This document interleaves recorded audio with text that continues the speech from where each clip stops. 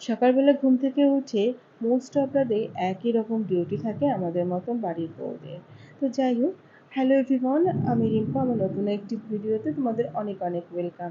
আজকে সকালবেলা এক গ্লাস জল দিয়ে শুরু করেছি, তারপরে যে এখানে ব্রেকফাস্ট বানাতে চলে এসেছি। হাজব্যান্ডের জন্য আজকে একটু পরোটা বানিয়ে দিচ্ছি। গতকাল রাতে একটু সুজি বানিয়েছিলাম, সেটা একটু রয়েছে, তো বললো ওই সুজিটা দিয়ে পরোটা দিয়ে খাবে। আর আমি এখানে আমার জন্য 1 কাপ লিকার চা বানিয়ে নিয়েছি আর একটা রুটি বানিয়ে নিয়েছি। প্রতিদিন একই রকম ব্রেকফাস্ট করতে ভালো লাগে না, তাই আজকে রুটি বানিয়েছি। তারপর এখানে চলে এলাম লাঞ্চ প্রিপেয়ার করার জন্য। আজকে যেহেতু সোমবার, তাই সমস্তটাই আজকে নিরামিষ। সেজন্য এখানে করছি ঢ্যাঁড়স চচ্চড়ি সর্ষে পোস্ত দিয়ে, অনেক দিন পরে। ওই যে কয়েকটা সয়াবিন দেখতে পাচ্ছ, ওই কটাই বেঁচে ছিল। ভেবেছিলাম সয়াবিন করবো, কিন্তু ছিল না দেখলাম।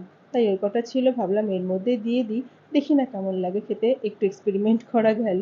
যাই হোক, এদিকে এটা হয়েও গেছে, এবার করব করলা ভাজি।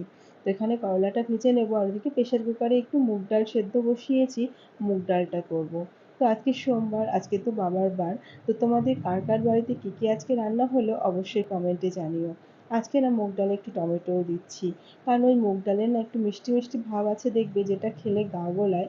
তো টমেটো দিলে না সেটা হয় না। তো আজকের এই ছোট্ট মিনি ব্লগ তোমাদের কেমন লাগলো অবশ্যই জানিও।